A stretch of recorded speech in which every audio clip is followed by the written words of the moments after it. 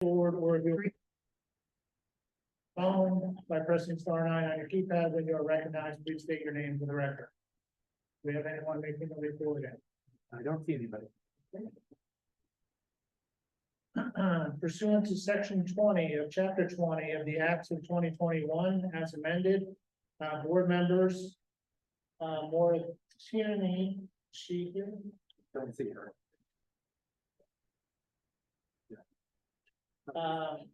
And Peter Jeffrey, is he here? He's not here. Okay, so we don't need to read the rest of that? No, because they're absent. Okay. I would like to recognize a couple of friendly faces in the audience. I see Elaine Mooney, our rock star Nantucket Terminal Manager. Nat Lowell from the Port Council. The first item on the agenda is approval of the minutes of the authority's August 15th, 2023 meeting. I think we had the minutes and I approved it.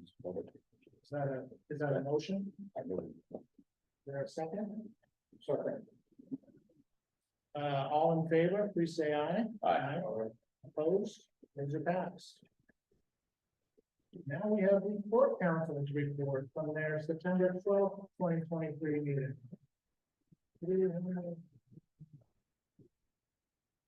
That's why Nat's here. That's why Nancy.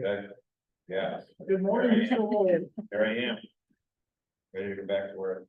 Okay, so we met on September 12th and we discussed these items. We discussed the progress on the website, Stellar Elements. And you'll be talking about that. You can manage yourselves and you get the full story on your own, but it's a good discussion. Mr. Munson provided a status update on the Quina conversion and the Barnstable conversion. And take solid note of that during this meeting because it's a great project and I think things are moving quite well with that. And he gave a status update on the Pennsylvania Dry Dock and Thames, Connecticut. Ms. Sullivan presented an update on the SQMS project. Mr. Davis provided an update on the status of the IT review, which is in a report draft phase. Mr. Keeley presented the request from C Street for year-round service between the Vineyard and Bedford, which is in a draft phase as well, which was recommended by the Port Council. Okay, voted unanimously on that, just like that. Mr. Rosen presented the business summary, July 2023, and Mr. Rosen and Ms. Oliveira presented the draft operating budget for 2024 and the draft of the proposed rate adjustments. The Port Council discussed Bob's review, Davis's review, sorry, and the scores from our board were Mr. Braille from Hyannis, Vasco was a 90, Therese was an 87, Mr. Cahill was a 70, Mr. Million was a 75, Mr. Slater was a 70, and I was 96. And the rest of the minutes are in your packet. So thank you very much. Thank you for that report. Mr. Davis. Good morning, everyone. Begin with update on the website. So Stellar Elements continues to work on various aspects of the website. Currently, last count we had, there's 71 open tickets that identified issues that we had.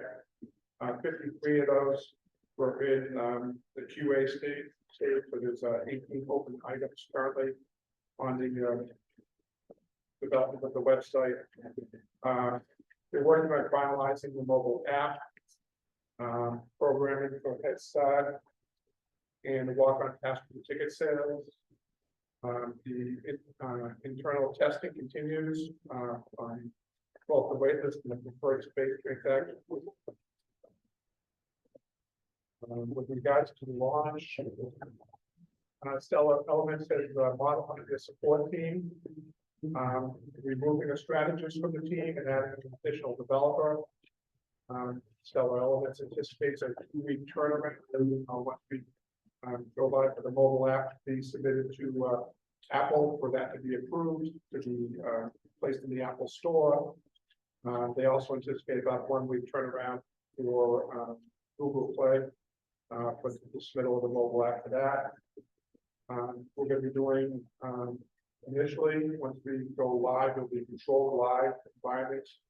So that way we can be testing the credit cards and gift cards, making sure that those configurations are complete and debugged. So that's gonna be about 10 days, so we're anticipating there. So the initial launch, the initial launch will include a limited but controlled rollout. Final sign-offs, and then they'll be going live. We anticipate the middle part of October, middle to the end of October at this point. So with that, Stephen Coleman and Kurt and Mike are here from our IT staff, as well as Becky from Stellar Elements. So if anyone has any questions regarding that. Questions from the board? Mr. Steve. Hi. What do you think the biggest issues we're facing right now? Sorry. Here I go. What are the biggest issues that we're facing in this development team right now? Yeah, okay, I'll take that. Can you stand up? Yeah, I'll say that. Okay, about right, come up so that way we can hear. Thank you. I'd say the biggest issues are internal testing, one, getting the volume, two, load testing, make sure that the site can handle the volume. Configuration with the cloud and credit cards and secure connections. Those are the big issues. Is any of this impacting the ongoing operations that we have in terms of reservations, in terms of preparation for next year's bookings? No. And we're planning on having the current site available as backup also. Thank you. Yeah. Okay. Moving on. Next, we have an update on the MD Quinter and MD Barnstable conversion. Mark is down with the shipyard in Mobile, Alabama, so Sean, bringing him over.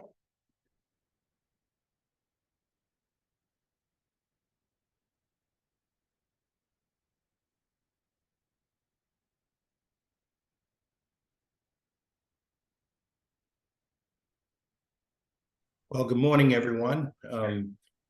Greetings from a much cooler Mobile, Alabama than this summer. We're down in the 80s, which is great to see for the workforce down here. And maybe go to the next slide, Sean. So this is an aerial view of the boats as of the end of August, and they just, you can see the boat on the left side is a Barnstable, a Quinter is on the right, the bulwark is removed. Next slide. This is work in the ballast tanks. These are called the tonnage bulkheads, and we were about 50% complete on this right now in all the tanks and ahead of schedule. Next. There's just another view. These go all the way to the top sides and tie in, and this project's going to script. Next. This is, we've now gutted out the level where we're going to be modifying and putting in the new passenger areas on the freight deck level. Next. And in part of this is kind of a movement. We've removed the vents on the main deck, and this is cropping in a new plate in way of the vents. Next. And this is a financial snapshot. So our contract value is 13.7 million, and presently 113,000 in change orders for each vessel. So we're moving along at the plan. Any questions? Questions from the board? Not hearing any.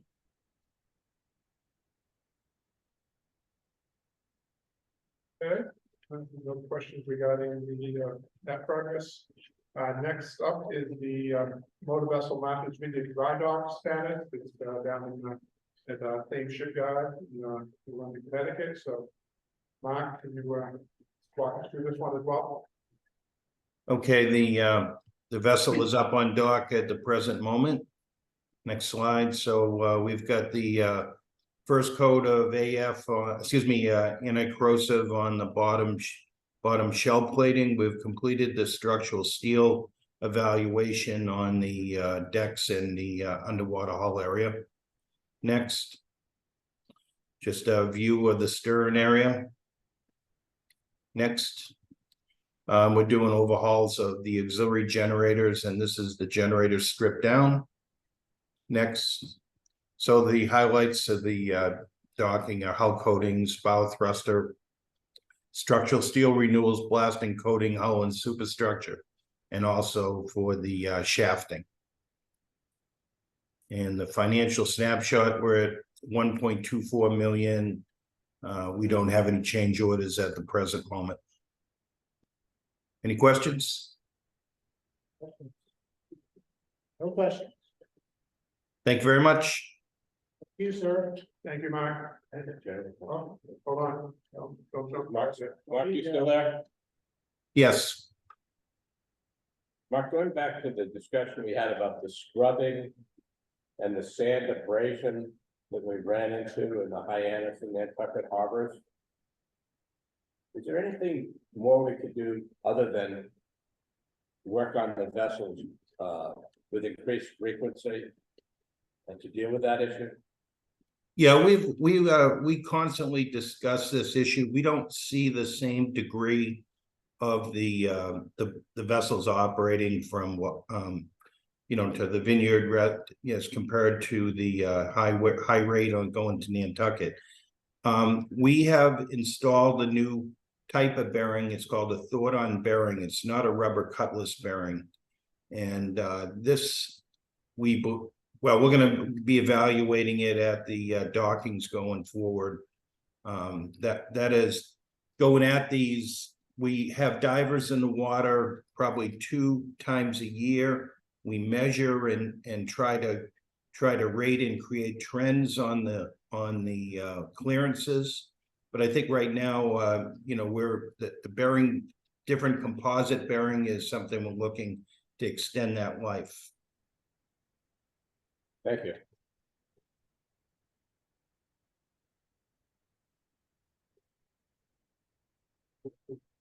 Anybody heard from the Army Corps? So the last word we received from the Army Corps was that a limited funding available for the New England region.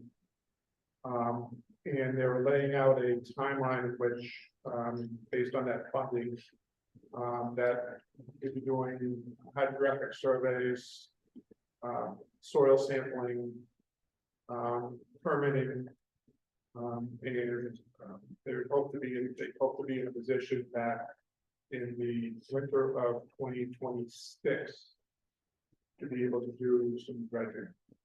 So we're looking at what we possibly can do to help speed that process along, because I think if it's going to be that late, we're going to end up looking at having to modify schedules to stay at the time. Something that we're working on, and the federal delegation is supportive of our efforts, so we'll continue to work on it. We did emergency correction a couple of years ago. I think it's across to get that. Everybody, including the school, including the for everybody works together.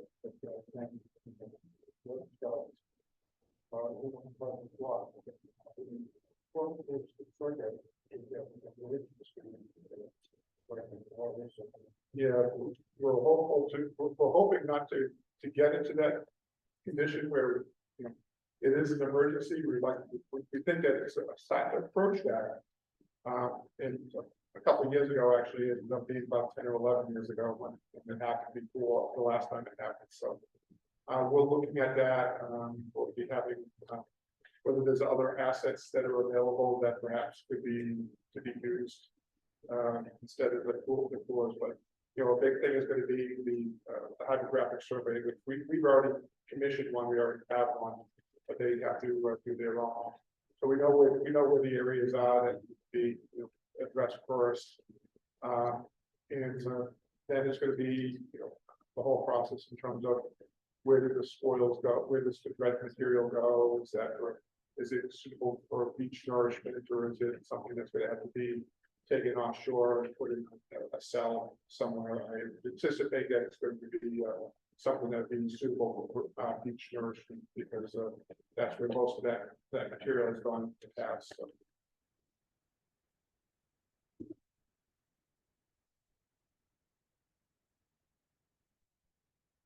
Right, no more questions in that regard. Next, we have an update on the IT review. The IP assessment is being performed by Gibbous.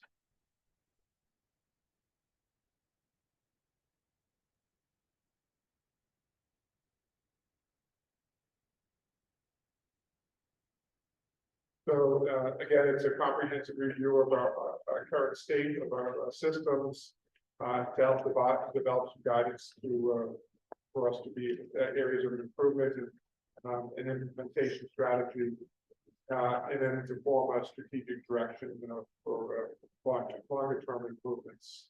Next. So activities so far included the kickoff, a lot of data requests, in-person interviews. They reviewed our infrastructure, toward our facilities. All that's been completed. Next. We have they start looking at benchmarking and you know, in terms of who we're benchmarked against in terms of performance from an IT perspective. Is surveys that they've started to their draft. The surveys that have been put out. Next. The survey was launched back at the end of August. It's going to be open through September. On that, we've also we're looking at some additional stakeholder interviews. They are reviewing, you know, with the new website coming, what we're doing in terms of security and the API review, and coming up with a vision statement. Next. So right now they're working on draft option criteria, identifying those. We continue to sit down with staff to go over some, make sure that they have a clear understanding of the current environment, where we're heading. We anticipate having next session, next slide, a draft report in December that can be finalized and presented in January of 2024. So, you know, one of the things obviously that we're, you know, concerned about is that the whole emphasis of this was because of our fall down of the general openings this past January. So we're working on having them try to identify areas that we should be looking to make adjustments for. I think with the website too, I think a lot of those issues are being addressed as well. So. And we've spent $105,000 out of the $245,000 budget at this point. Bob, can you talk about, we've completed the initial assessment documentation, can you either distribute that to the board?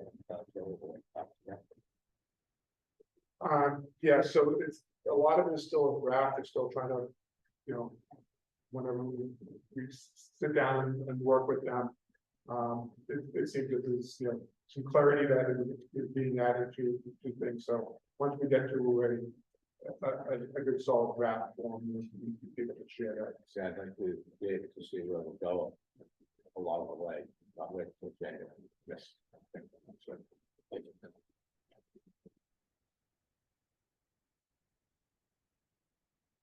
there's no other questions regarding the IT review.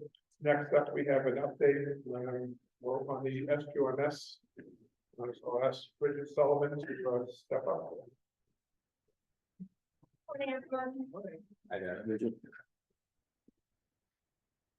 Yeah, you can hear me.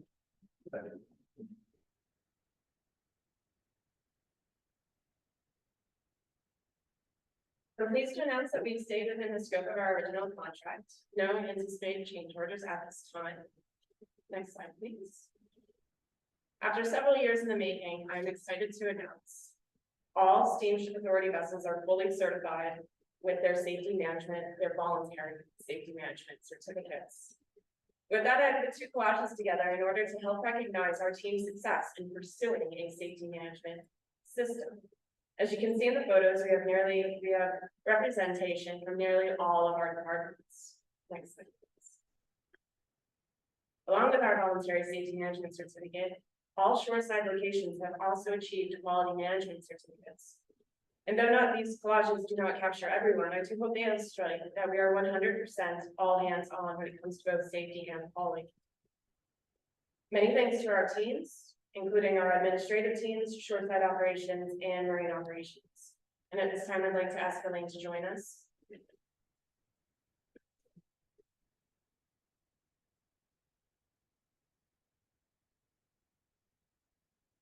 I'd like to present you with your very own quality management certificate for your very own location.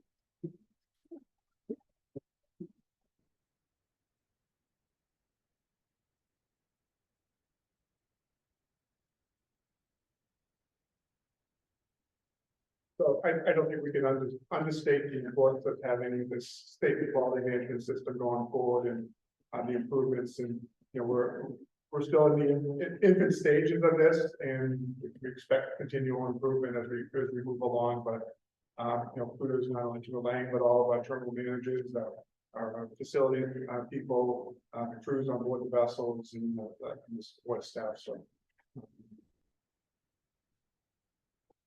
Next section. I'd be happy to take any questions that anyone has. Questions on the board? Nice job. Thank you. Thank you very much.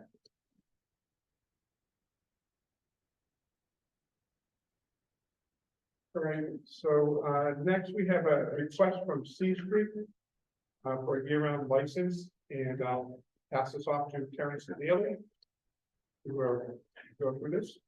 Morning. In December of 2021, the board approved a new 3-year license for C Street, which runs the high-speed service from New Bedford to Martha's Vineyard and Nantucket. Last year in 2022, they ran, sorry, Bob's telling me to speak up loud, so I will. So this year, they recently in August, they presented a letter to us asking us to consider expanding their service to provide service from New Bedford after Columbus Day. And that service will run through the end of this year with potential for it to continuing on a weekly basis till April. And right now, we have scheduling proposals from C Street that we're working through with them in order to figure out the best way to avoid conflicts with particularly the slips in Vineyard Haven.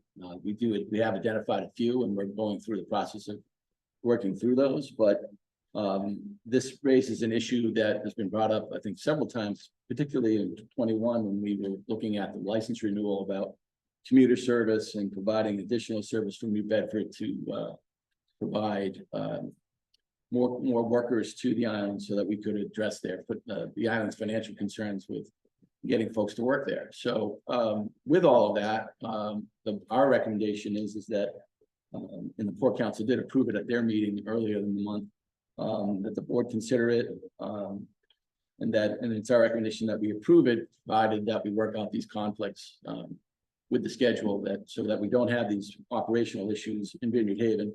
I will note, and our operations department did bring it to me just recently and reminded me that, you know, we are planning on doing some work in Vineyard Haven in the slips this year. And so the fact that we have to sit down really and figure out the operational concerns is the utmost importance, because again, we don't want to have too much congestion in Vineyard Haven Harbor. So with all that, I think, our recommendation is that the board look at it and that we approve it under the condition that we work out these potential operational conflicts. So just for clarity, the work that we did is probably won't take place until early 2024 at this point. Matt Ward from Steve Creek is here as well, so if any questions. I don't know whether Matt would like to speak on their behalf of request. The best person to speak would be James Barker. He's actually on the group chat there. You might allow him. It's possible that you John. don't. Absolutely impossible. Yeah.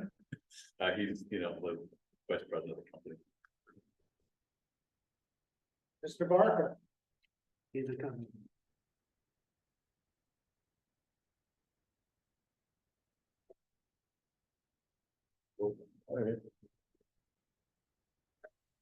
Hi, everyone. Right. Yeah, if anybody has any questions, I'd be happy to answer questions, but I agree with everything that Terry went through, and we'd very much be appreciative of the opportunity to run the service. It's something that we've been thinking about for a long time, and we've had conversations with folks in Martha's Vineyard about demand this off season, and our ability to fill that demand with some of our boats that we think are well suited for this route. So we're excited about the opportunity. Mr. Mountain. Hi. I don't know where to look. Jim Malkin, and from the vineyard's point of view, we think this is a great thing. And we welcome it, something that I've been talking about with a number of our licensees, commuter service. The issue that I have and that I would like to get you to commit to is this is a year-round commuter service. This is something that will happen 5 days a week as a minimum during the work week, so that people can rely upon this who are commuting to work on the vineyard.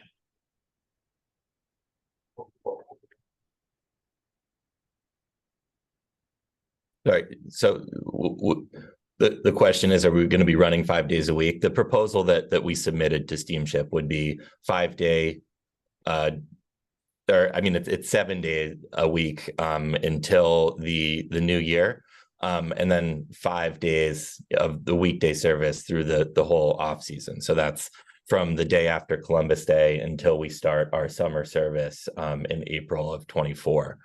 It would be 2 round trips a day. So one in the early morning and then one in the afternoon around 5 o'clock.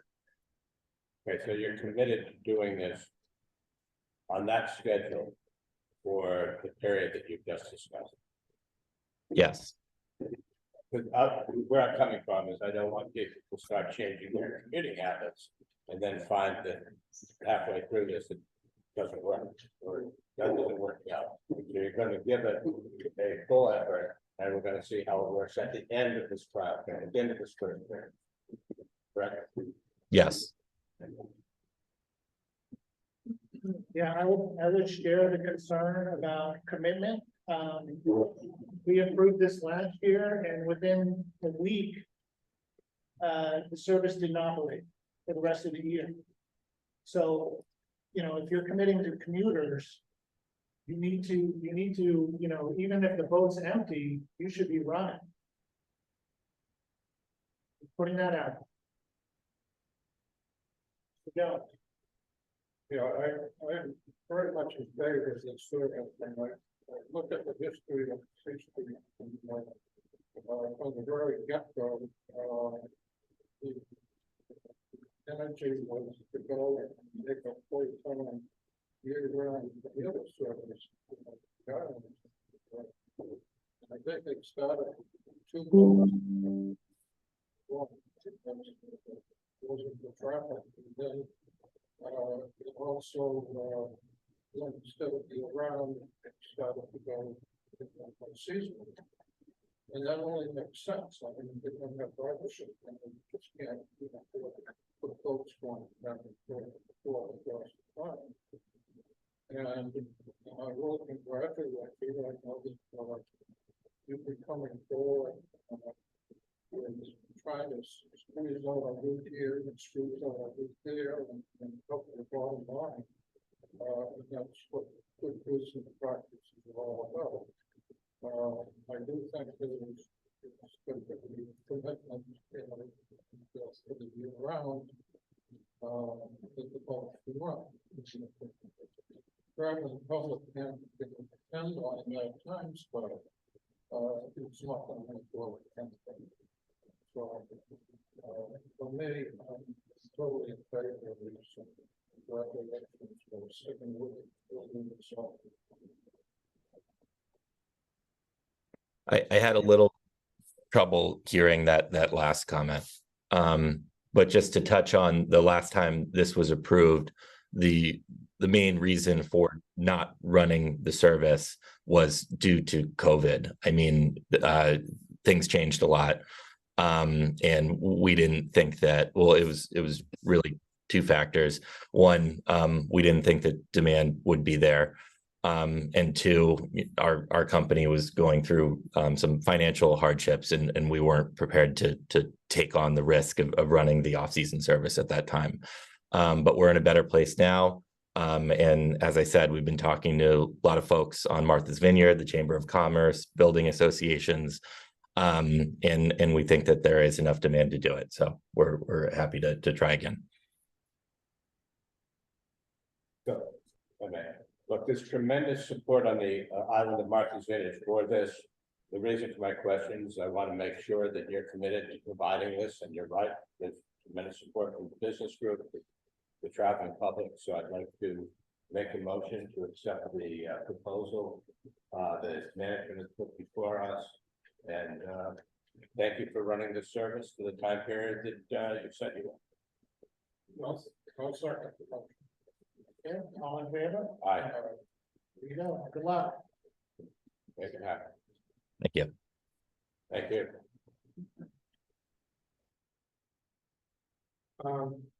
That's it for the general managers, at the point, but I did want to point out that, Linda Gibson, is going to, meeting with the council.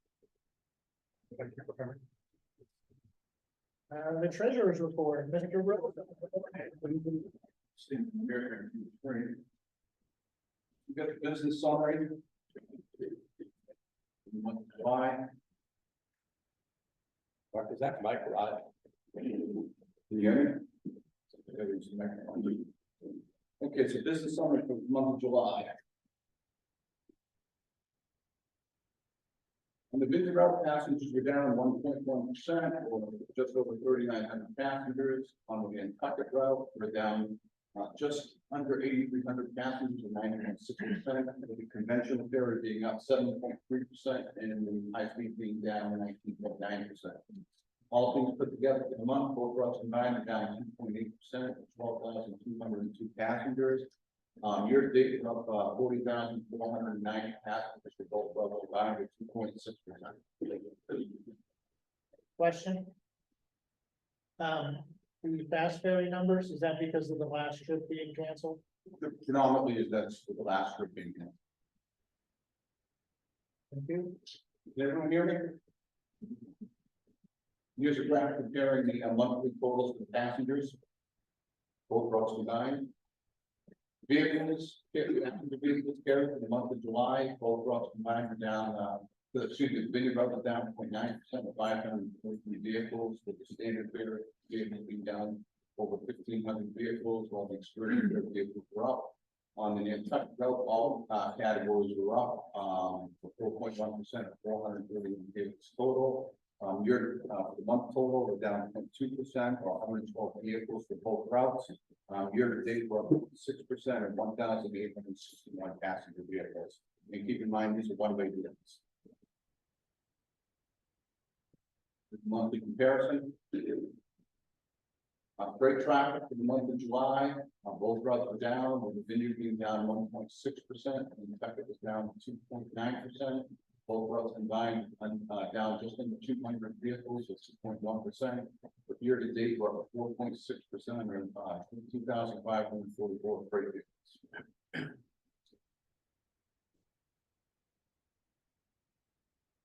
Thank you, slide please. Here's the graph showing the passenger, the vehicle patterns on the total run. This is for all vehicles for all trips during the month of July. This slide shows the weekly, weekday average trucks per trip. You can see the total trucks in the morning, come back in the afternoon. In comparison to the weekend, you still have the same pattern, but it's a much smaller scale.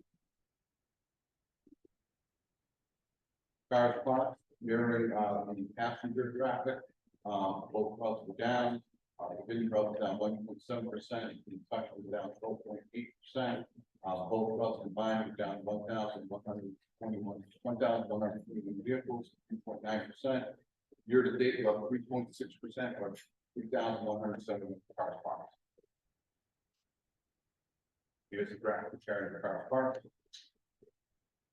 Trip summary for the month of July on the Vineyard route, we had 8 trips canceled for mechanical, 4 for weather, 8 that were canceled for traffic demand, and 6 for crewing from the governor.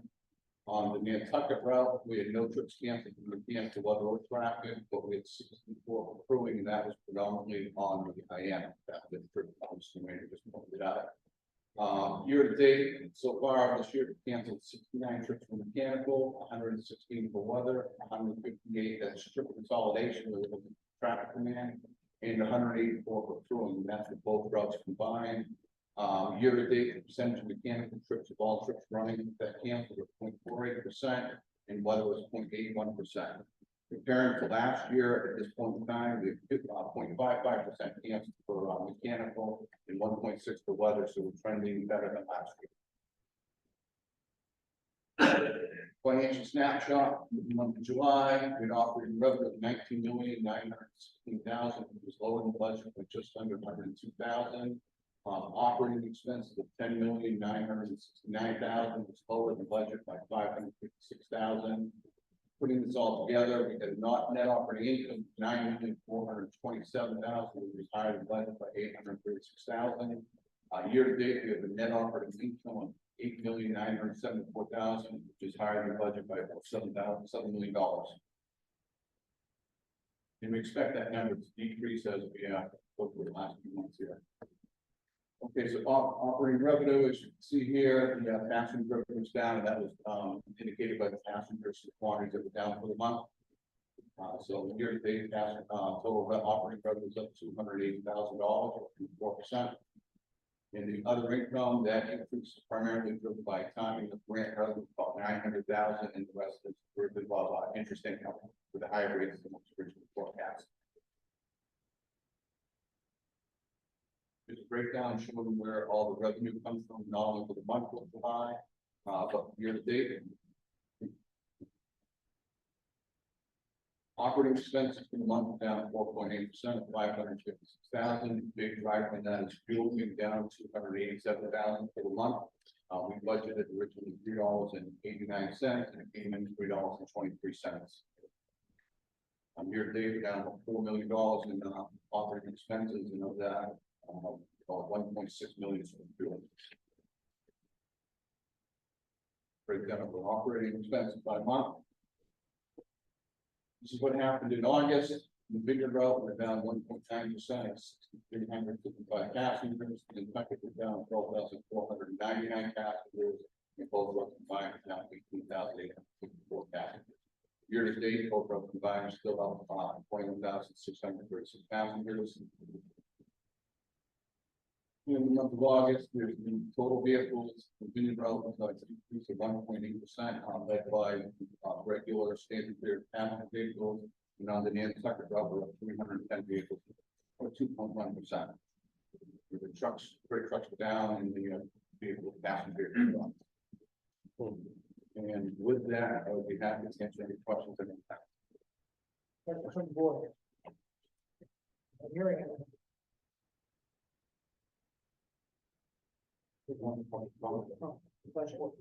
Yes, and Mr. Snyder, okay.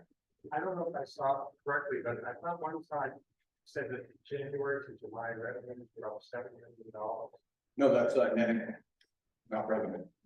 So how did that compare to the budget? That's up $7 million compared to the budget. So there's a lot of timing on some of the expenses being realized. So is that an actual improvement in the financial performance? Yeah, so we're realizing higher interest income. We have time of grant income of $900,000 that we expect to realize later in the year, so that when that happens in the budget in the fourth quarter, we'll be short about $900,000, for example, for that line. And then we're gonna have some operating expenses and salary expenses. We'll be going through procurement later today, so that number will shrink for the end of the year. But it's still impressive that your business is on bigger numbers of that much better. Yes, it's mostly on the expense side right now. Does that affect the rate increase? Reduce that? What we're doing is getting to the budget, not to jump the gun, is that we'll be accelerating expenses that were originally planned for 2024 to come into 2023, help offset any necessary needed rate adjustments.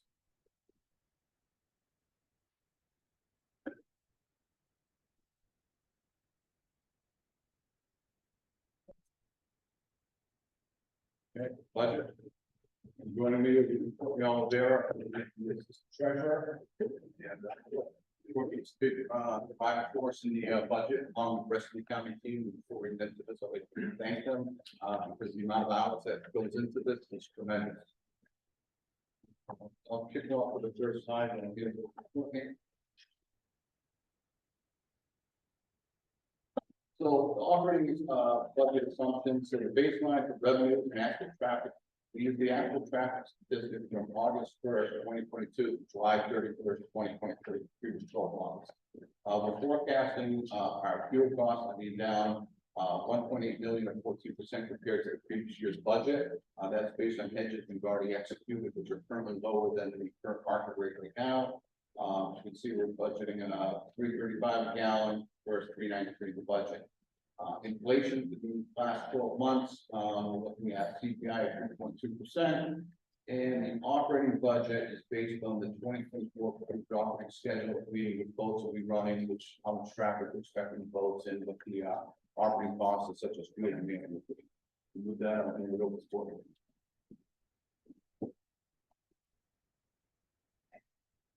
The 2024 budget has operating revenues of 137.7 million and operating expenses of 137.6 million. Other income totals 9.9 million, while other expenses total 4.2 million for a bottom line of just under 6 million. This is showing significant operating expense changes, budget versus budget for 2024. They are increases to training totaling 347,000. This increase is due to the licensed deck officer training program. Crew familiarization training, in addition to our normal training schedules that include STCW and cybersecurity. Next, we have an increase in our insurance expense of more than 381,000. Operation of terminals has an increase of 935,000. This is primarily due to the increase in utility expenses. General expense is an increase of 2 million. This number includes 348,000 in training that we already talked about, in addition to increases in pension, health, and welfare. Maintenance expense is an increase of 3.1 million, and we have more details on the next slide. 2024's maintenance budget includes the dry docking of 4 vessels for a total cost of just over 6 million. Next year, the Nantucket, the Eagle, the Ironhome, and the INO will all be dry docked. The maintenance expense budget for terminals, dolphins, and docks totals 3.9 million. Projects include siding and trim replacement to the terminal in Hyannis, as well as design and engineering to the pump out system at that location. In Vineyard Haven, there will be repairs to the slips, and in Oak Bluff, we have budgeted for pier decking repairs. Here we are showing the operating revenue variances between the 2024 and 2023 budgets. Passenger revenue is up 1.5 million or 4.4%. Parking revenue is up 26,000 or 0.3%. Freight revenue is up 289,000 or 0.7%. Auto revenue is down 1.6 million or 3.6%. The increase in passenger revenue in the 2024 budget is primarily due to the 2023 budget using the 5 months of 2021 traffic statistics, which we know was a time period that was still affected by COVID. The decrease in automobile revenue is due to the overall quantity of vehicles traveling, in addition to a decrease in the number of standard fare vehicles traveling versus the number of excursion fare vehicles. This graph shows the 2024 budgeted net income by month. As you can see, we operated a deficit for the first 4 months, make money May through October, and lose money again in the months of November and December. The cumulative net income line shows that we have our largest cumulative net loss in April of 16 million. We have a maximum net income of 13 million in October before settling at a net income for the year of just under 6 million. With that, Margaret, I can answer any questions you have about the proposed operating budget. Questions? Yeah, you wanna go back over that automobile drop? I'll take it. So looking at in 2021, the traffic patterns are a little different than they are now. And then going back to the business summary, you can see on the Vineyard Route, especially that every category was up except for the standard fare. And the standard fares are roughly 3 times the revenue of the excursion. So comparing 2023 compared to 2021 is a significant differential with standard fare automobiles are down. So can I say it this way, coming from Ryan? You're anticipating next year that there will be more preferred excursion vehicles traveling and fewer standard fare vehicles traveling to the vineyard. Compared to what we had in 2021 and 2022. Correct. And then as we talked in previous meetings that we're starting to see the traffic patterns normalize after COVID. So during COVID, we saw a lot less people with excursioners traveling off island and more people coming for the secondary homes and working from home. And now we're seeing those percentage of distribution normalize. Have we seen a significant increase in number of preferred excursion vehicles? The excursion numbers this year are up in the went open business summary. As far as the quantity of registered, I don't have an answer for that. As far as the traffic patterns, yeah, I'm not sure what the quantity is, but the actual usage is what affects our bottom line. That we are seeing that increase. The reason I find it interesting is what we're seeing on the vineyard is more and more people are leaving second or even third cars on the island. We can look and I'll find out from our team that can pull that data. I'm not sure.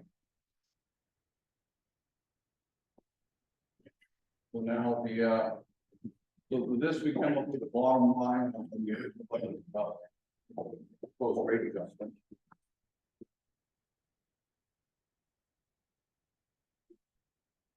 So with the original budget, we're coming to the bottom line right around $6 million. And we want to be right around $9 million.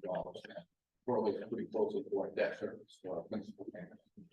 Maintenance and costs are increasing by $3.1 million, 13.3%. Vessel write-off and terminal maintenance expenses. We're projecting this out 18 months in advance. We're also adding projections on, especially for the second half of 2024, as inflationary numbers, because what we're pricing now is going to be a lot different than the price of that. Looking at the training costs, pointing up about 350,000, 48.2%. Training more licensed officers for the vessel was an issue this year, as well as putting a lot of time into familiarization with the vessels that we're getting that next year. So those are 2 big drivers on that cost. And then we're looking at insurance costs going up about 38,000, 7.9%. Those are 3 drivers on the budget. So here we can see with the maintenance expenses that we've been spending on the vessels in the land side for the last 5 years. The blue is the vessel cost and the yellow is the land side cost. Cool. Here's a budget and training costs for the last 5 years. You can see the especially now the LMS and the SQMS investing more.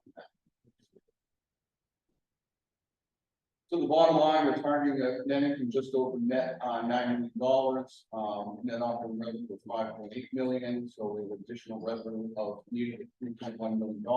And so 1.8 of that will come from the vineyard side, and 1,369,000 from the Nantucket side. So here's a comparison showing the excursion fair, standard fare vehicles over 20 feet. The dotted areas are the revenue, and the solid areas, the space that they occupy. Blue is for the vineyard, red is for Nantucket. So you can see the excursion fares, for example, on the vineyard route, it's 27.6% of the space, while the revenue coming in from those 420 cars is 10%. As compared to the standard for the vehicles within there, they use 46.5% of the space, and they bring in 62.2% of the overall revenue. This is a summary of what we went over at the August board meeting for the cost of service, and I wanted to bring this up before we get into where the rate adjustment are, because there was a question from council. So in the vineyard row, you can see last year that standard fare vehicles covered 132.9% of the cost of service for the transport vehicle, while the freight trucks covered 106.5% and excursion fares covered 35.8%. On the Nantucket, it's a little different than allocation of cost, where standard fares are at 142.9%, and the freight vehicles are 82.3%, lower than the freight vehicles on the vineyard side. So the bottom line is that where the recommended fare adjustment is coming from is that just under 2.4 million from the standard fare, the freight would pick up about 700,000, the parking permits would be about 79,000. We are not recommending at this time any adjustments to the passenger fare or the excursion fare. So for the vineyard route, we'll be adjusting the standard fare vehicles in the shoulder season, which is April through May 14th, April 1st to May 14th, September 15th to October 31st by $2. In the peak summer season, Monday through Thursday by $9, and Friday for Sunday, $10. Adjusting the 10 ride off coupon book, which just corresponds to the with both mentioned pricing. Park by $45 a book. The parking permits for Woods Hole will be adjusted by $75, Farmer by $50, and not touching the recommending adjustment for the passengers excursion fare and rate will daily be parking on the vineyard route. On the Nantucket route, we're looking at just adjusting the peak summer rates. We're talking May 15th, September 14th. The peak season Monday to Thursday, $15. The weekends, $25. The $10 would adjust off of those rates, and then the rate would go up would be adjusted by 4% on a year-round basis. Not recommending any adjustments for any of the other categories in the Nantucket. Based on this recommendation, this is how the fare adjustments would come up, and the fare adjustments are about 2.3% increase compared to the 3.2 inflation, so we lower than that. Overall, here's a graph similar to what we presented, where with the fare adjustments, where we have a net income August loss back in April of 15.4 million, and we peak out in October of 17 million, and then coming right from 9 million. Our debt service for principal payments in 2024 is 8 million, and then 2025 10 million. A couple other administrative things looking to clean up in the time here. Looking at adjusting the freight truck cancellation policy instead of 6 a.m. the day before to 9 a.m. the day before, to give us a little more time to figure out what's going on the next day. Also looking at adding a cabin to the shellfish and cranberry under 25 feet. Right now, there's no adjustment for them. We want to first a smaller trucks carrying those commodities. And then looking at adjusting the wharfage. Right now, we're charging for all equipment, for example, and here in the Nantucket, the range is anywhere from $11 to $15 which is really not affecting the budget at all, or the fairness issue. So with that, I'm happy to answer any questions before we call it next. Mr. Malcolm. Mark, on the 3.9, I think it was $1 million increase in maintenance. Yes. Sure, and right. Yes. roughly, how much was due to increase in the cost of goods and services for maintenance versus what I call preventative maintenance? Are we doing more to, work that's costing us, because we're trying to prevent against right then? The majority of these need dry docks and repairs, and that is the preventative maintenance aspect, and then you look at some of the boats we have, we have the Island Home going in, which is one of the bigger boats going in, we have the Woodsole going, no, not the Woodsole, we have the Nantucket Home, so we can see the majority of that, is that type of work. But then cost of repair and servicing, then any increased preventive maintenance. If I may, I think it's actually a combination. We're trying to address, needs. We have a schedule in terms of dry docking and things like that. So, but some of the numbers that were, we've included in the dry dock, estimates reflect these increases that we've been seeing now in the market in terms of, what the materials are, the steel costs, the paint costs, things like that. That's been incorporated into it. But there's also other items that aren't necessarily done during the dry docks, but done during repair periods that have also been incorporated into the budget as well. So it's a combination of preventative as well as an increase in our expectation of the dry dock cost. Thank you. And it's also follow up on that stuff that as we're in the next section pyramid, we're looking at accelerating a bunch of engine parts and other items that would have been included in this budget into the 2023. So that maybe We're putting more parts in our stock inventory. That's correct, yeah. Right. One of the issues we have is, we Right, need to getting make at sure, parts. just in, so if we have a repair that needs to happen, that we have, that part in stock and that we're not waiting 2 or 3 days for a shipper to send it. Right. I think also when we talk about preventive maintenance, you can see that in 23 versus 22, you look at the amount of trips that are canceled because of mechanical, there were fewer trips this year than last. That's fully based on preventive maintenance. As somebody is an engineer, which I am, you look at that and what we do with our preventive maintenance schedule, the system that we're using, it's pretty robust and it's an ongoing process for what we're doing. And I think that's why you see fewer and fewer breakdowns. Thank you. and we will be doing 2 open houses, virtual, tomorrow, one at 10 a.m. and one at 5 p.m.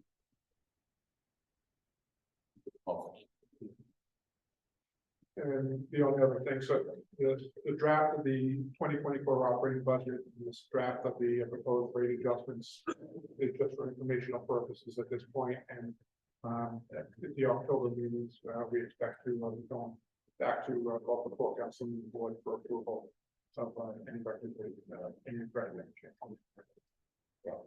My own observation at this point, everybody's hates to see fare increases.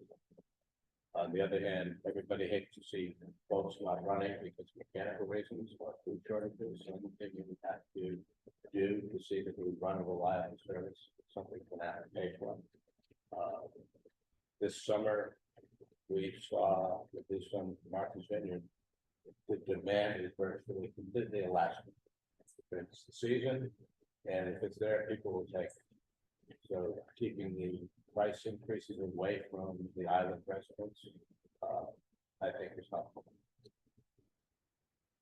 And my own view, I don't think it will have any impact on people who are visiting the island.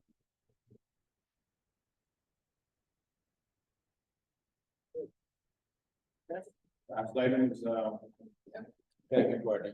is the update on the result of the bid, the bonds that went out. We'll go over the bond anticipation note, $33 million, it's a 15-year bonds.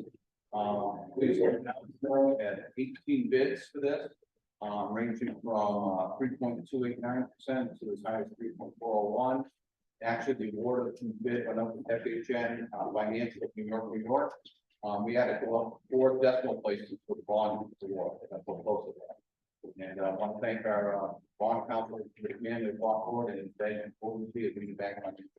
So it's a very competitive bond that we were running 10th of the point, and we had 4 decimal places, which is pretty impressive.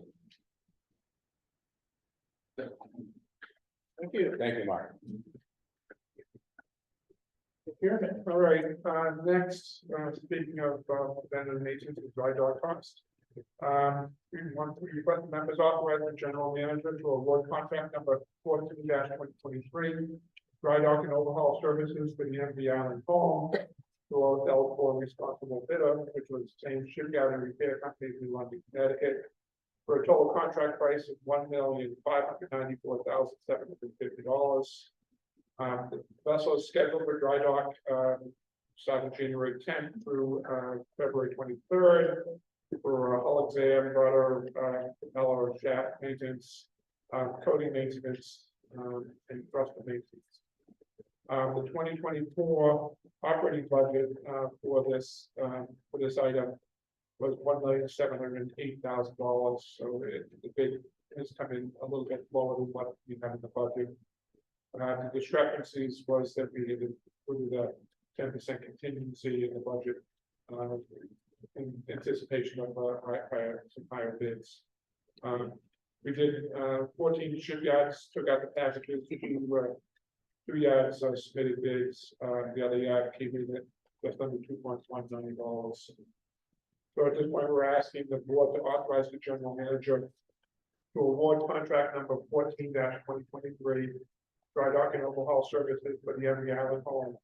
The lowest eligible responsible bidder, same shipyard and repair company in London, Connecticut, for a total contract price of $1,594,750. I second that. Any discussion? Let's take a vote, all in favor? Aye. Passed.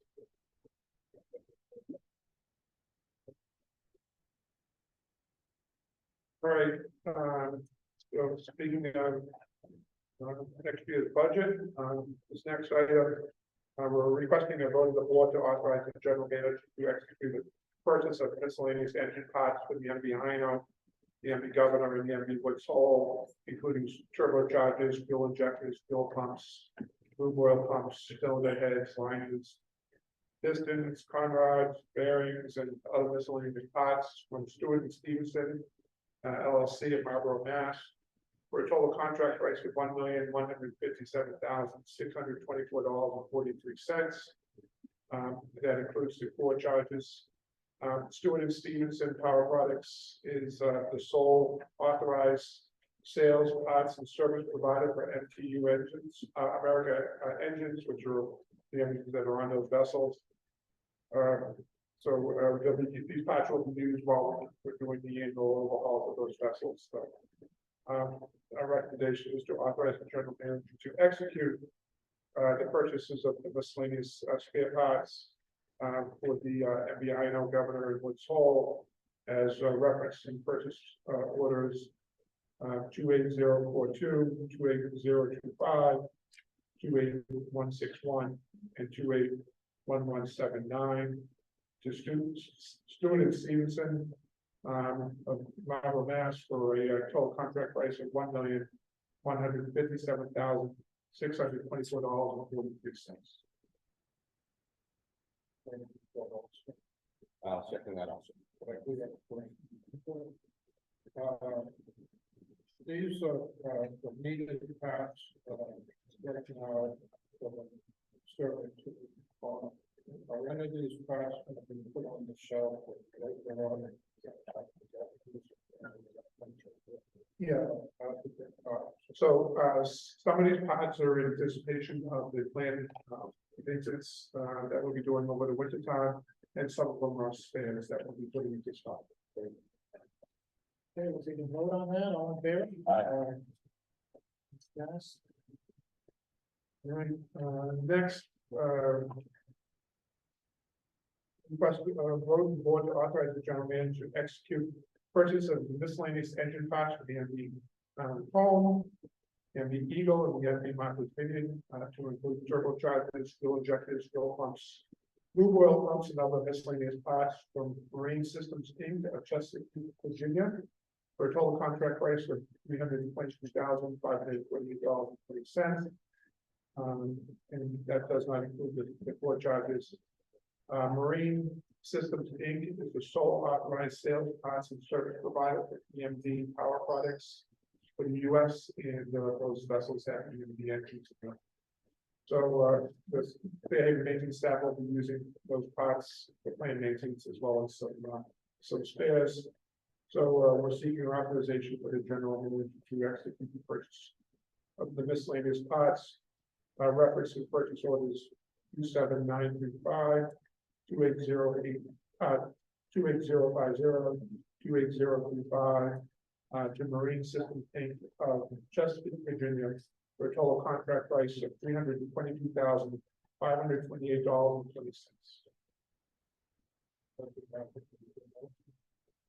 Motion made and seconded, all in favor? Aye. That is passed. What you got? We've got one more. Next, we have a request to authorize the general manager to execute purchases of miscellaneous propulsion shaft drive parts for the MVINO with Craft Power Corp. of Woburn, Mass. For, under PO 28053, for a total contract price of $87,691.08. The parts will be used for the garage dash on that vessel. So these are parts that we anticipate we want to get in this year ahead of their planned dry docking and overhaul for next year. So again, to authorize the general manager to execute the purchase orders of the miscellaneous parts under purchase order 28053 with Craft Power Corp. And we do have a letter from them as well, indicating that they are the sole, the exclusive Hamilton Jet distributor for this year in the country, down in Carolina. We have a motion, there's a second, all in favor? Aye. Aye. That's passed. I think we did first. Right part, so we're all done with it. And then, we'll start up that show. One part of the three votes.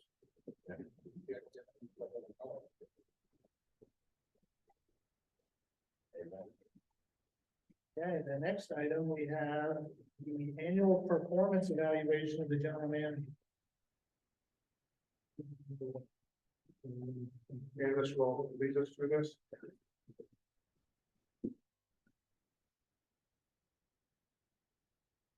Morning, everyone.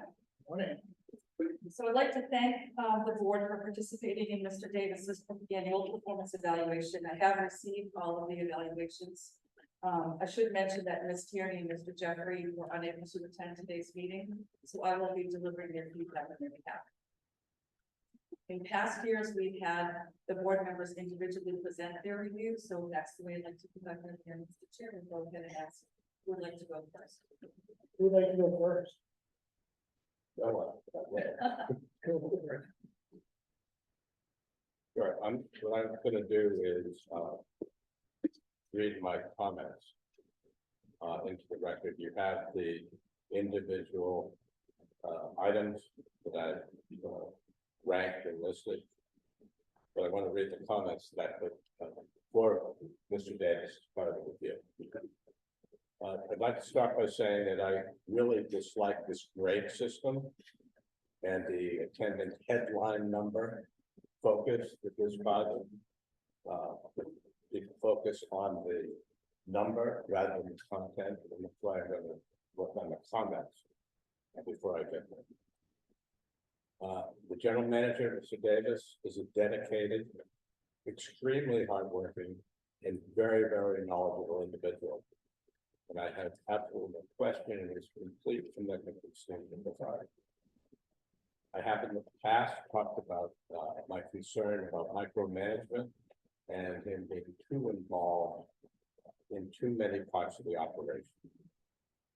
And I believe that the steamship authority would be much better served if the general manager leaves the day-to-day operations in the hands of our new COO and the marine and landside operating staff, and devotes his attention and his time to working on what I call the baked-in institutional and organizational issues that I find retard our effectiveness, distinction retard effectiveness.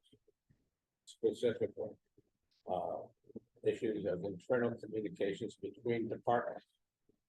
The resolution of conflicts between elements of the organization. More open communication between the general manager and the departments. More involvement of the departments with the general manager in final decisions. And more proactive engagement with the traveling public. I think that it's really, really important that Bob works on the big picture, general manager stuff, and leaves the day-to-day, as I said, to our COO and our, I believe, very qualified senior staff. So I'd like to see him working more on big picture things. I'd like to see him working on things like relationship with the legislature, issues of the grants and fundings that we're going to need as we move into alternative fuels, issues with our state legislators, and basically with our communities as well. So it's my belief that I'd like to see the general manager move out of the day-to-day and what I call like the manager role and into a real CEO/general manager role to help the SSA improve and remove himself from these other focuses. Based upon those issues, I give Mr. Davis a rank of 65.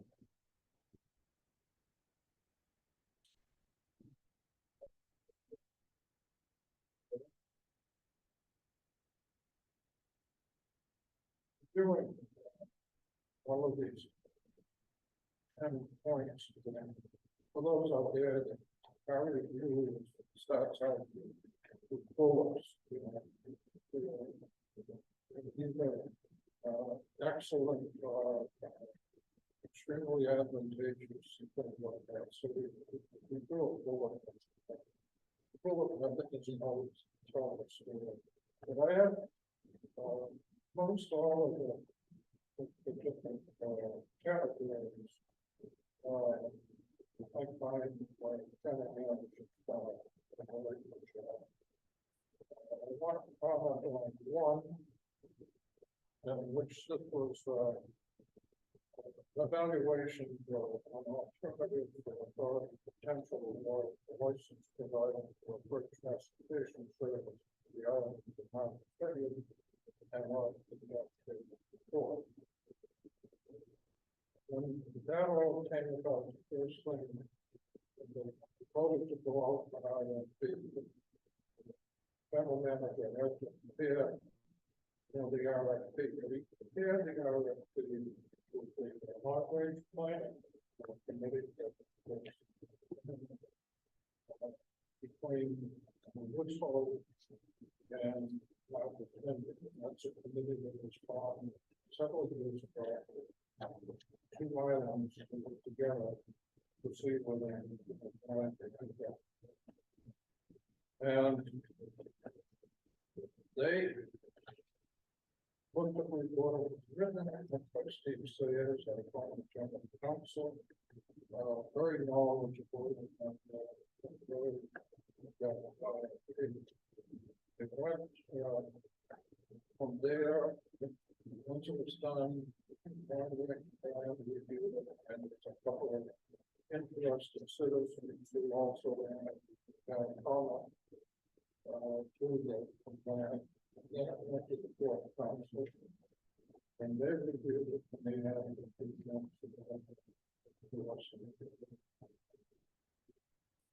there's unanimous consent of all of the various parties, and every single one of us looked at that report. Nobody that didn't look at that report, there's nobody that didn't vote at that report. So I, in looking at that, the results of that report, we gathered 17 potential purveyors to provide service between the elected and the island. And 47 people took out the application, and not one of them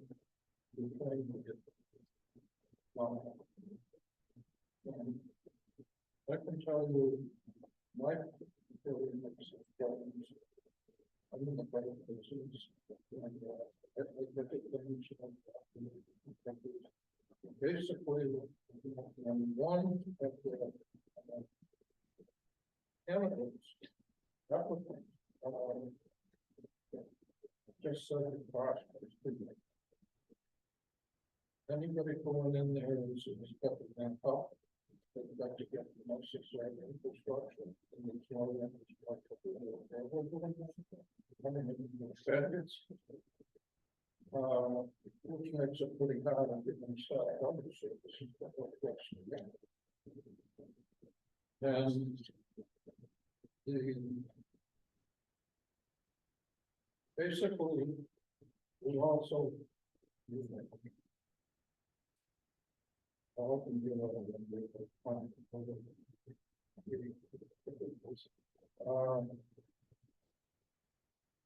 There's really no market.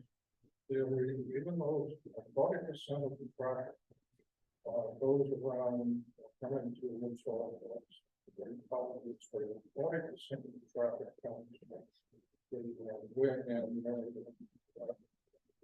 Massachusetts area, and the other 100% comes down the south and also the local profits here. And when a new the way it comes in and wants to open services, it's got to have the necessary capacity, got to have a market. And the market, one of the things to get the market, he's got to take from the steamship authority. But our market is already provides 100% of the freight. He's got to take the market from the authority, which has kind of a twofold. What it does to the steamship authority, if you took 20% of the market, that means the steamship authority is going to be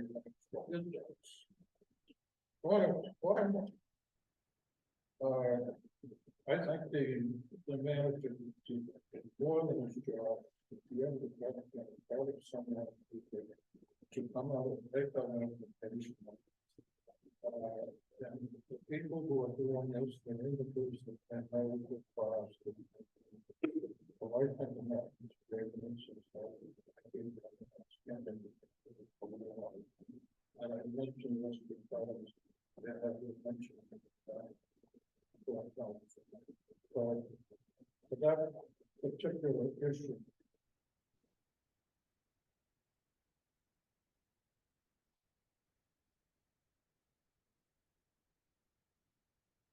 I was a little bit upset with the process and still like the website. It's highly technical, and I'm not a technical person. I can just follow on this argument. And these we have consultants on this side and also several of our other projects. And it just didn't seem to go through. And I'm not sure how much when we use it initially, how sure we were getting it going and stuff.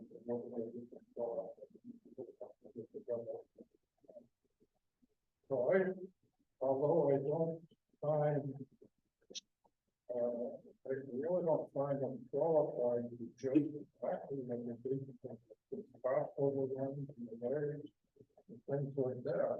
And it's got to be answered by those who speak to them. I'm not saying they didn't do a good job and still doing a good job, but it hasn't pushed over the line. Yes,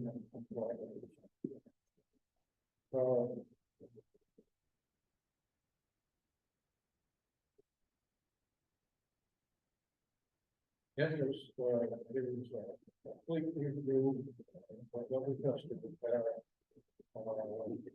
That's so well.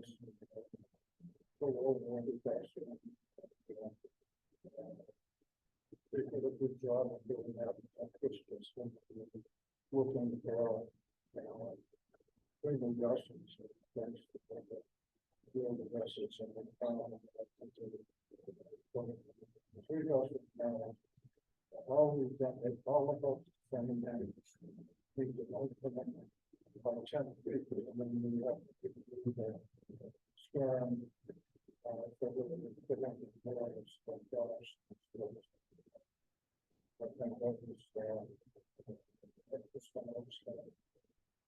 We also been involved still on strategic plan and also on the plan. And that was, management, really aggressive. Able to establish several size programs. So the bottom line is, I think the manager did a good job. As all, I gave them a good sign.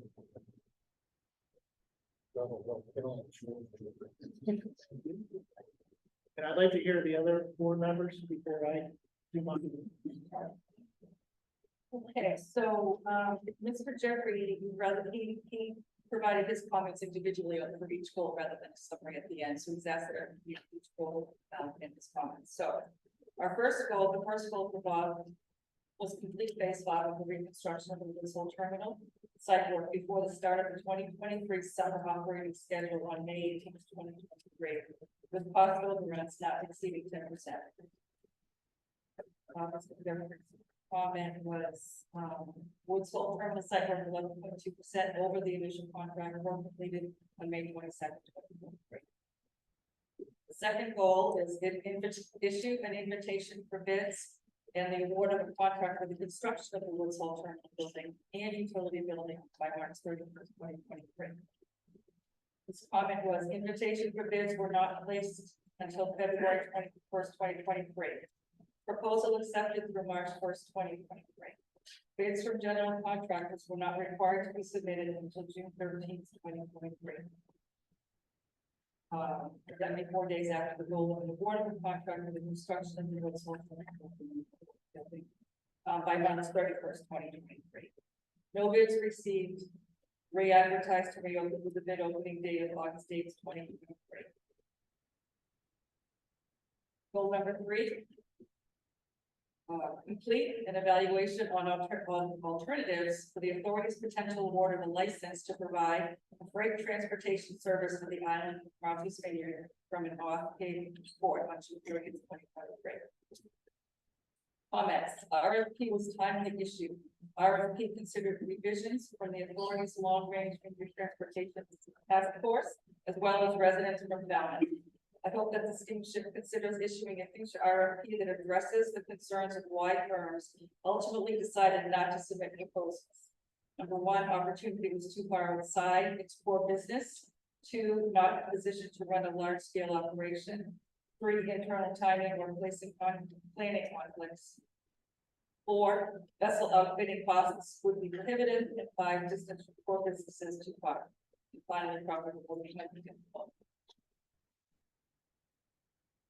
Goal number 4, oversee the solicitation of proposals and award of a contract for audit certification services from the Ship Classification Society for the Safety Quality Management System by December 31st, 2022. Solicitation of proposals and award of the contract occurred by September 2022. 3 months earlier than the deadline. Contract required no change orders on June 8th, 2023. The authority received its first ISM certification. John Wilson. Number 5, oversee the solicitation of proposals and the award of a contract for a qualified solar developer to start or developer to develop solar array canopies at the authority's Colorado facility to begin in 12/23. His comment: since award of the proposal for the installation of solar canopies at the Commerce Landers lot, the moratorium had been issued until Eversource and NSTAR had prepared and submitted a comprehensive plan to incorporate planned large solar projects into the electrical grids. Those plans were submitted to the Commonwealth for comment and only recently have been reviewed, until which time the approval of the plans is made by the Commonwealth interconnection agreements between the utility companies and solar developers are on. Next goal: oversee the development of the upgrade, redesign of the website and the development of mobile app to transition to by March 31st, 2023. With cost overruns not exceeding 10% of budget for the average mobile app feature. His comments: website redesign 41% over multiple change orders. The board was so concerned about the rising costs and delays of this project that it created IT working group to draft an RFP for the solicitation of the board of an information technology audit. Next, board complete an evaluation on alternatives for the authority's vessel replacement program by December 31, 2022. Initial cost estimates by steamship staff and naval architect grossly underestimated conversion costs of the offshore supply vessels from Hornbeck Offshore Services Limited, or LLC, excuse me. When the board approved the purchases of 3 vessels, close to $2 million worth of items were not included in the original cost basis of July 7, 2022. Although acquisitions and conversions of OSVs may still be the most beneficial option as to the authority vessel replacement program in the short term, poor conversion cost estimates undermine the assessment in the board in exercising its fiduciary duty when evaluating vessel purchases in lieu of public funds. Issue an invitation for bids and the award of a contract for the development of a strategic planning process and initiative in order to bring on board a qualified consultant by December 31st, 2022. Contract awarded on time with no change orders today. Pursue capital grant funding opportunities from the U.S. Department of Transportation's FTA and other federal and state agencies. Comment: I am pleased to see the authority actively seek capital grant funding opportunities from the U.S. Department of Transportation. I am especially pleased with CARES Act funding. The authority has been awarded through its partnership with Cape Cod Regional Transit Authority. Federal grants are crucial to the authority to achieve the Commonwealth's long-term emission reduction goals.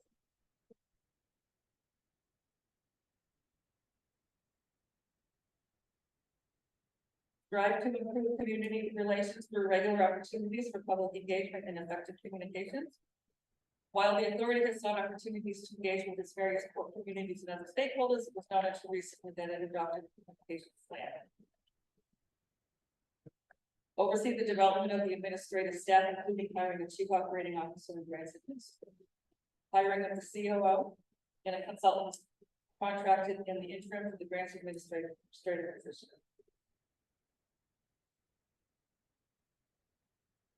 Again. Oversee significant terminal improvement projects to be undertaken in the next 12 months, including but not limited to replacement of the Nantucket Terminal Transfer Bridges, Vineyard Haven Transfer Bridge rehabilitation, Nantucket Terminal Bridge project, and the signage and communications project. And for each project, cost overruns not exceeding 10% budget. 12 out of 21 awarded, and project cost overruns. The average percentage was 29.4%. And finally, provide quarterly updates to the Port Council and board on the progress of the above. His overall score, 53%. Okay, and Ms. Tierney, I'll read through just the goals overall. She had mostly high acceptable and outstanding with 1 mid acceptable score. And her overall score is 85%. Okay. Okay. my turn. I'm not as verbose as all of the rest of the board members here, so I'll keep mine short. I gave Bob a 95%. Mostly because, on the Nantucket side, I think we are a little bit more forgiving when things take place, breakdowns and other things. And my experience has been that Bob's response to that is, and his team, I'll give his team a ton of credit too. There are always creative solutions that are brought forward. And sometimes they are just they just kind of happen. The other day, for instance, we had a boat that canceled. For mechanical reasons, they were able to get another boat. They came from Woods Hole, went to Hyannis, and then ultimately ended up going back to Woods Hole, in the place of the broken boat. And that stuff years ago just did not happen, and it does happen on Bob. So, I think Nantucket is very appreciative of the efforts. We do realize that we are out here in the middle of the ocean, and it's not, I don't say that lightly, because on the vineyard side, I think there's an expectation that because you're so close, because there are so many trips, because there are it seems like a lot of options for people, that when something happens, it sort of throws everything out of whack. Which you would think would be more the case for us because we have less trips, less options, but when something happens for us, it seems that there are more often than not solutions that may not be the best, but they work. So I gave Bob a 95.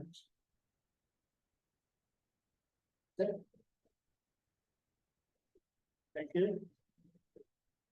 Public comment. Do we have public comment? I have a hand raised on the video. Mr. Robinson, go ahead. Yeah, hi, thanks. I just wanted to circle back to the island home, going into dry dock and getting engine repairs. Is this in relation to the exhaust system? Both Vineyard Haven Harbor and Woods Hole Harbor are subjected to the island home being a fairly dirty exhaust system on a regular basis, almost every trip, every time it comes in the dock, every time it leaves the dock. There's plenty of boats in Vineyard Haven that would complain about the amount of soot that they find on their boats due to the sort of prevailing southwest breeze. I'm sure Woods Hole has similar complaints. I know I brought this up before at a board meeting, and I was told at that point that some issues had been identified, and so I wanted to know if the dry docking or engine repairs were associated with this, and can we expect that situation to improve when it comes out of dry dock? Thanks. And so, in terms of it, there was an issue earlier in the year, which has been addressed on the island hall. As for the dry dock, during the dry dock repair period, there is a planned overhaul on at least one of the engines taking place. It's something that we continue to look at, but we haven't identified anything specifically that's not operating as intended. Does the Steamship Authority recognize that it puts out more black soot from likely low compression in a diesel engine than the other boats that it runs? Does it recognize that issue? There's no low compression, and the exhaust temperatures on those engines, we just checked them last week. I went through it with the port engineer assigned to that. The exhaust temperatures are How does the steamship account for the visual appearance of black exhaust different than the other vessels? I think what you're seeing there is that when the vessel comes into the slip, that engine has been idle for the trip, and when you're bringing it up to speed, it's pulling out some carbon in that place. But the engines meet all EPA and Coast Guard regulations. The exhaust temperatures are normal that are coming out of the engines, and not misperforming. They're performing as they're supposed to be. Except for the amount of soot that comes out of that island home versus the other vessels. it's an anomaly. And it does, pollute, there's air quality issues different than the other vessels. So I mean, I think there's something about the island home that needs to be addressed. Thank you.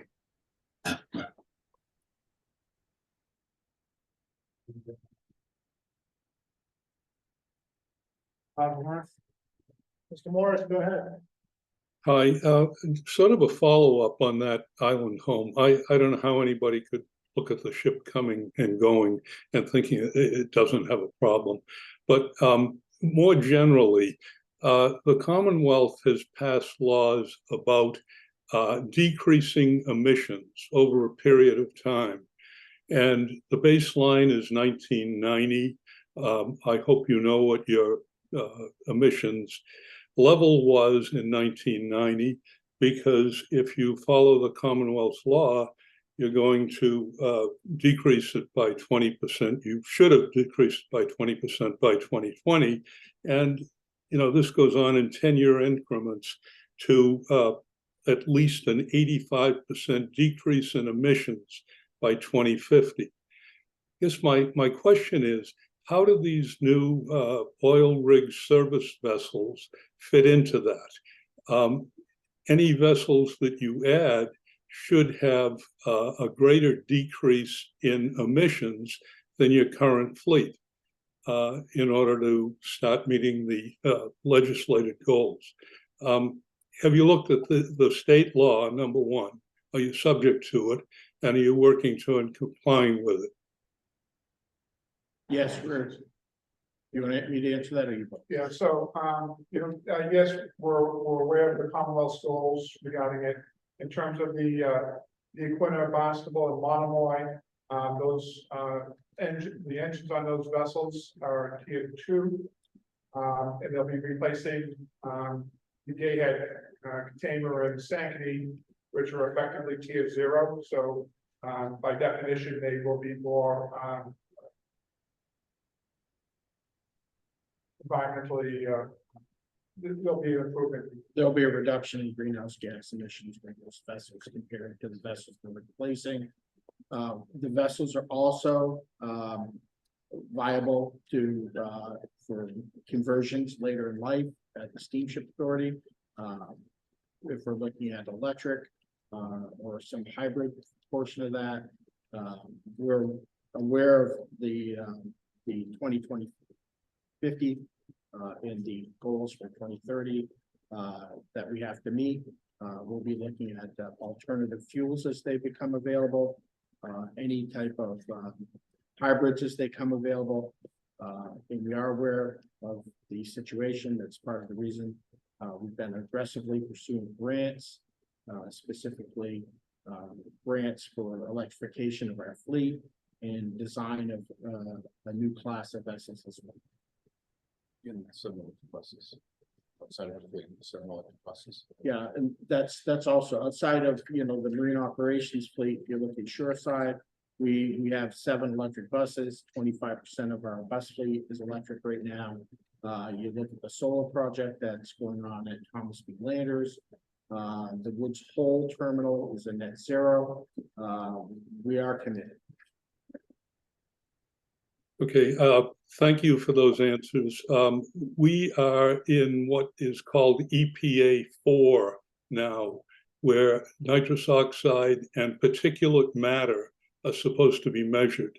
Do you have a way of measuring particulate matter, particularly on the island home? Do you have a method for measuring particulate matter as an effluent? For what specifically are you talking about? Okay. So if we were in the shipyard, yes, we would, that's a measurement that we would take when the vessels go in and we go through overhaul. What about at the dock? I mean, we can see this stuff. It's this is not a small deal. Though that one ship is dirtier than your whole fleet. And anyway, that's very frustrating that the steamship will not recognize that the island home is an environmental disaster for Woods Hole. Thank you. Any other public comment? Yes, when, over the past previous few years, when the steamship opened up the tickets for the summer ticketing program, the website ran into breakdowns and lockouts and stuff like that. And I was speaking with Mr. Randy, and I was also speaking with Nat about this a couple months ago. And the preferred program for the island was for the locals to try to get tickets to get off island. And the preferred program is now turned into rental agents being able to get tickets so that they can sell them, families can get tickets so that their family can come to the island. Would there be a way that you guys could try to recommend or create a program that we could actually, instead of it being a preferred program, maybe a week or 2 weeks before it opens up to the preferred people, that we create an excursion program where the ticket starts on Nantucket and it comes back to Nantucket? And we, as local people on either Martha's Vineyard or Nantucket, would be able to get our dates scheduled before it opens up to the general public, so that we're not fighting with all the realtors, the rental houses, and everybody else to try to get to the island, but rather cater to the local people for us to be able to get off the island and come back to the island. I know it's very difficult for people because they're trying to get their kids to college and they're fighting every single person here to get a ticket when it opens up to the general public, well, to the preferred general public, not to the general public, but to the masses. Would it be feasible that you guys could create a program that we would get 2 weeks or a week early for an excursion? Technically, the ticket starts on the island and it comes back to the island. That way we can try to plan our trips accordingly. Thank you.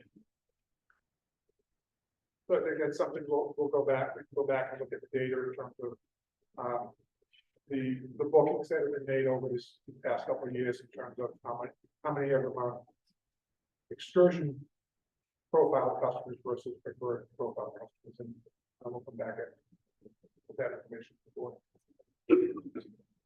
Any other public comment? Mr. Randy, Miles Reese from P&M Reese Trucking. So, although by normal standards, I might have a fairly small company, but for Nantucket, I would say it's definitely a mid-sized company.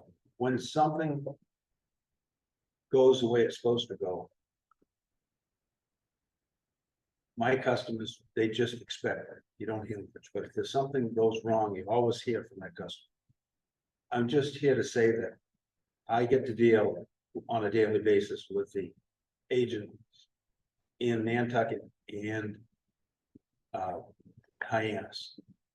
I hope you people realize what a great job they do, because it's not an easy job. They do an incredible job. Now, on another note, it's my understanding that between now and the end of the year, we're going to be losing more of our captains.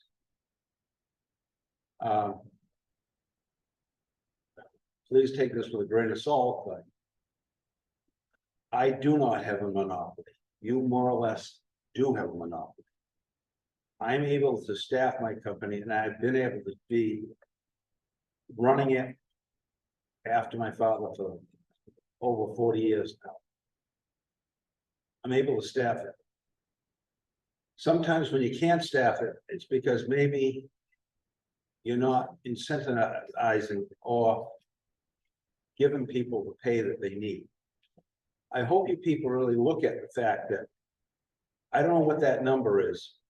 Maybe it's 120, maybe it's 130% of what you're offering some of your key people. If I was sitting in one of those chairs, I'd certainly be thinking about talking to your unions, what you need to do to get the quality of people that you need, that you don't have right now, and you're following falling behind. So I'm just saying, if as a vendor and I have to pay the bottom line. If you've got to charge more, then you've got to charge. More. But you need to get the quality of people, should be industry standard, a great job, great place to work. Thank you for your time. Good. Yes, ma'am. I just want to second the part of what Mr. Lee said every time I or all whatever he said. Raise the hand.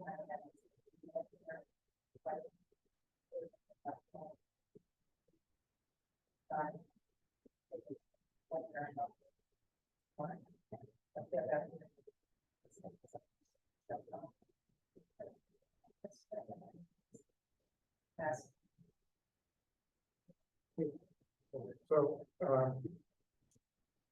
I know I recognize the importance of our frontline people, our vessel employees, the support staff and all that. And it's great to hear that, you know, the public is recognizing, you know, the job that they're doing. Sometimes we trying circumstances, conditions, but we'll make sure we pass that on to our employees.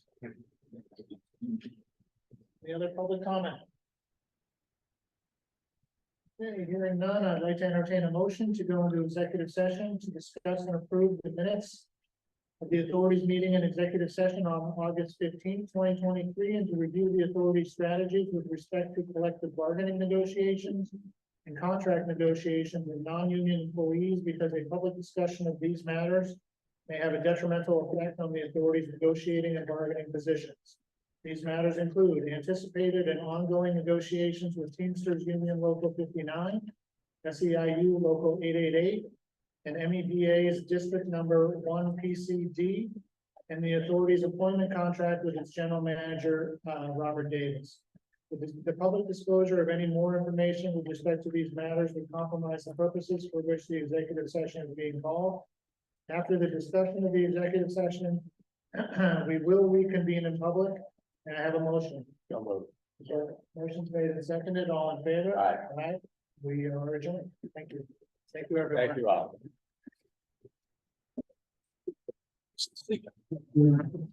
Good time.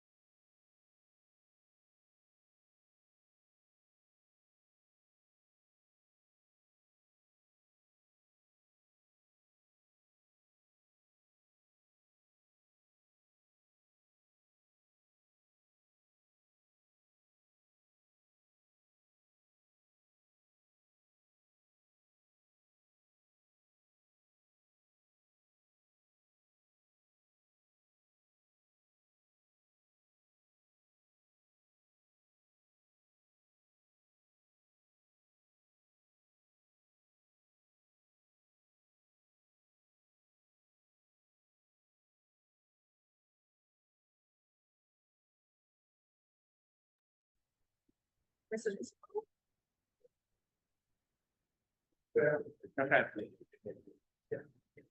Rob, you're good to go. Back on, Sean. Okay, so I would like to inform everyone that Sean Driscoll, the authority's communication director, is making an audio and video recording of today's meeting in public session. Is there anyone else making an audio recording of today's meeting? If so, please identify yourself. If you are joining virtually, please press the raise your hand icon on the Zoom dashboard, or if you're joining by phone, by pressing *9 on your keypad. When you're recognized, state your name for the record. Okay. Hello, from Elkie from the Miami Times. Yeah. That's it. Yeah. Okay, so.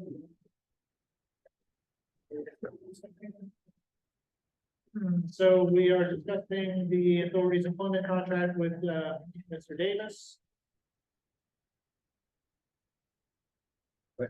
And So we need a motion to reflect what the board's decision is with respect to their evaluation, Mr. Davis this year. okay, do we have a motion to reflect what we have discussed regarding Mr. Davis's compensation? What is the motion? I believe the motion was that the board agreed in line with the increases given to all employees. Non-union employees. Non-union. Right, and I believe it's retroactive to beginning of July, right? July 1st, consistent with the. Consistent with the. Consistent with what the. Correct. So we have a motion and a second. Any further discussion on that? All in favor? Aye. Opposed? That's passed. Now, do we have a motion to adjourn? So vote.